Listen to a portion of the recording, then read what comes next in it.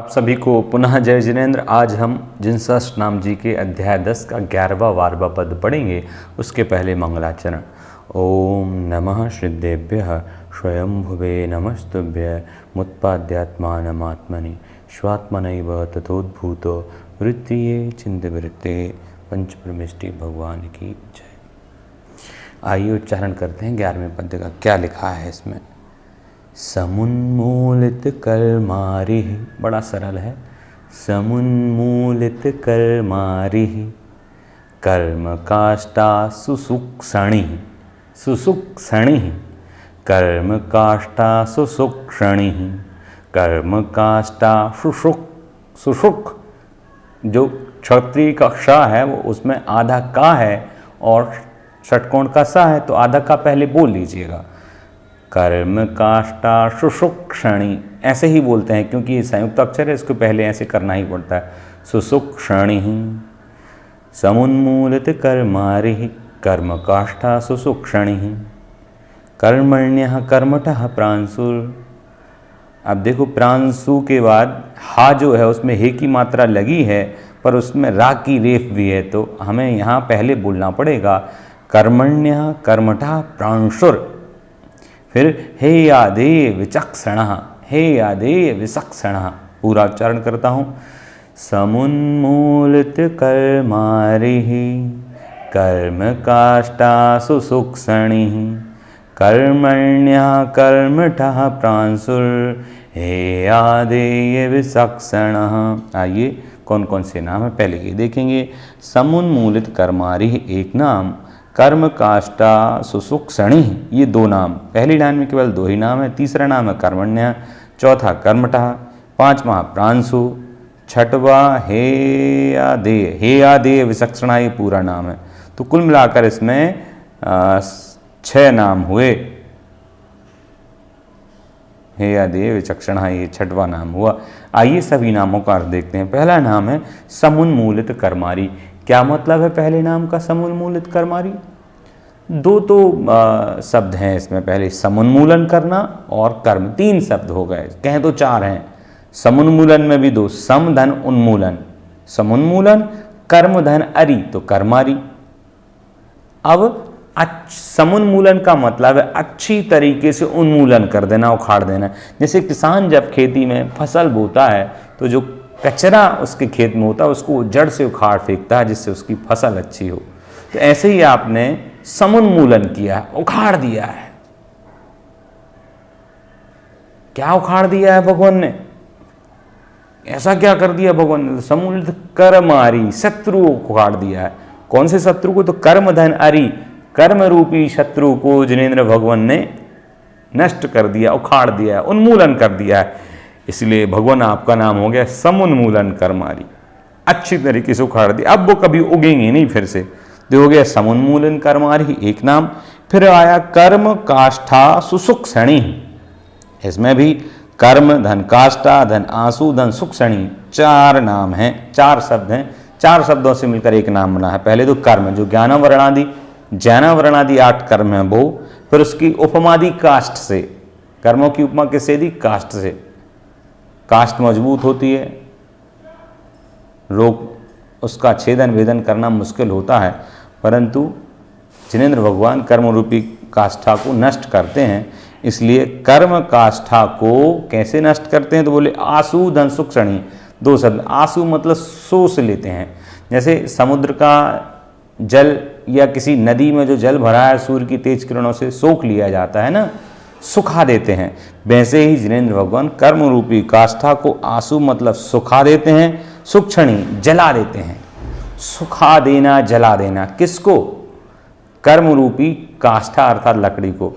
कर्म रूपी लकड़ी को सुखा देने वाले, जला देने वाले आप हैं। इसलिए आपका नाम है कर्म काष्ठा सुसूक्ष्णी। अगला नाम है कर्मण्यः। कर्मण्यः मतलब जो कर्म में निपुण होते हैं, काम करते रहते हैं, वो कहलाते हैं कर्मण्यः। फिर उसके बाद आया कर्मठः। कर्मठ, जैसे आपने सुना हो कई बार, जो बहुत बड़ा अच्छा ग्रुप होता है उसमें जो मेहनती लोग होते हैं उन्हें बोलते हैं कर्मठ। तो पूरी दुनिया में आप कर्मठ हैं क्योंकि आपका जो लक्ष्य है उस लक्ष्य की पूर्ति में आप निरंतर मग्न रहते हैं, तल्लीन रहते हैं। अर्थात लक्ष्य क्या है? कर्म का नाश करना, तो ध्यान के द्वारा उन कर्मों का नाश करते, इसलिए आपका नाम कर्मठ है। फिर अगला नाम आया प्रांशु। प्रांशु का वैसे अंशु, दो शब्द हैं, प्रा धन अंशु, अंशु मतलब किरण होता है, परंतु यहाँ पर पूरा शब्द है प्रांशु। प्रांश प्रकृष्ट रूप से उन्नत हैं, जो सर्वोत्कृष्ट हैं, जो ये उसका मतलब हुआ प्रांशु, प्रकृष्ट रूप से उन्नत प्रांशु। अगला नाम आया हेया दे विचक्षणा। हे पूरा एक नाम है, तो इसमें भी 3 शब्द हैं, हे धन आदे धन विचक्षणा। हे मतलब त्यागने योग्य, आदे मतलब जो चारों ओर से ग्रहण किया जा सके, तो हे आदे, इसमें दीर्घ संधि हो गई, हे धन आदे, ग्रहण करने, हे मतलब त्यागने योग्य और आदे मतलब ग्रहण करने योग्य, जो कुछ भी है, या यूं समझ सकते हैं करने या ना करने योग्य जो कुछ भी है, छोड़ने या लेने योग्य जो कुछ भी है, उसके आप विचक्षणा, एक तरह से अच्छे बोलने वाले हैं, उसका ज्ञान देने वाले हैं। चतुर वक्ता के रूप में भी अर्थ इसका होता है, और बोलने में चतुर के रूप में भी होता है। यहाँ ये रहेगा सही गलत का, विवेकपूर्ण बुद्धि का ज्ञान देने वाले, या विवेक के वक्ता, विवेक पूर्वक बोलने वाले, तो हे आदे विचक्षणा, सही गलत को जानने वाले, सही गलत के बारे में स्पष्ट रूप से बोलने वाले, तो हे आदे विचक्षणा। विचक्षण का मतलब है चतुर वक्ता कह सकते हैं। इस प्रकार हमने इस पद्य में कम ही नाम आए हैं, इन सबको जाना, आशा है समझ में आए होंगे। आगे चलते हैं अगले श्लोक में। अनंत शक्तिरच्छेद्यस, अनंत शक्तिरच्छेद्यस, ऐसा पढ़ेंगे इसको, अनंत शक्तिरच्छेद्यस, रच्छेद्यस, अनंत शक्तिरच्छेद्यस, छेद्यस, अनंत शक्तिरच्छेद्यस, त्रिपुरारिस्त्रिलोचनः, त्रिपुरारिस्त्रिलोचनः, त्रिनेत्रस्त्रयम्बकस्त्र्यक्षः, इसको ठीक से पढ़े ना, त्रिनेत्रस्त्रयम्बकस्त्र्यक्षः, त्रिनेत्रस्त्रयम्बकस्त्र्यक्षः, केवलज्ञानवीक्षणः, केवलज्ञानवीक्षणः। एक बार पूरा मैं पढ़ता हूँ। अनंत शक्तिरच्छेद्यस, त्रिपुरारिस्त्रिलोचनः, त्रिनेत्रस्त्रयम्बकस्त्र्यक्षः, केवलज्ञानवीक्षणः। आइए अर्थ देखते हैं। पहला नाम अनंत शक्ति, दूसरा नाम अनंत शक्ति के बाद जो रा है उसके 2 हिस्से होंगे, विसर्ग और आ, तो अनंत शक्ति ही धन अछेद्यः, धन त्रिपुरारी धन त्रिलोचनः 4 नाम, त्रिनेत्रः 5, त्र्यंबकः 6, त्र्यक्षः 7 और केवल ज्ञान वीक्षण 8। ये 8 नाम हैं इस पद्य में। आइए इसका अर्थ देखते हैं। पहला अनंत शक्ति नाम है, तो इसमें का तो समझाने की जरूरत नहीं, अनंत शक्ति के धारी हैं इसलिए अनंत शक्ति। फिर दूसरा नाम निकलेगा अच्छेद्य। अच्छेद्य मतलब छेद्य, छेद्य मतलब जिसको छिन्न भिन्न किया जा सके, वो छेद्य होता है। आप तो वज्र वृषभ नाराज सहनन के धारी होते हैं, आपका तो अस्त्र शस्त्र भी कुछ नहीं बिगाड़ सकते हैं, आपकी काटापीटी नहीं कर सकते हैं। जैसे आपको पता हो जब भरत और बाहुबली में संपत्ति को लेकर, या जो भरत के लिए चक्ररत्न की प्राप्ति हुई थी, वो चक्रवर्ती बना, तो उसका मतलब था पूरे विश्व पर विजय यात्रा थी, परंतु बाहुबली जी को ये स्वीकार नहीं था। दोनों में युद्ध हुआ, और युद्ध कौन सा हुआ? व्यक्तिगत, सेना से नहीं करवाया गया, क्योंकि दोनों चरम शरीरी थे, वज्र वृषभ नाराज सहनन के धारी थे। तो मंत्रियों ने कहा व्यक्तिगत लड़ लीजिए, क्योंकि आपकी लड़ाई भी व्यक्तिगत है, प्रजा ने तो दोनों की कुछ नहीं बिगाड़ना, सेना ने। तो ये निर्णय हुआ और दोनों ने व्यक्तिगत लड़ाई की। 3 युद्ध हुए। कौन कौन से युद्ध हुए ये आपको शायद मालूम होगा, मैं ये अपेक्षा करता हूँ। तो उन तीनों युद्ध में भरत जी हार गए, और जब भरत जी हार गए तो भरत जी ने क्या चला दिया? चक्र चला दिया। किस पर?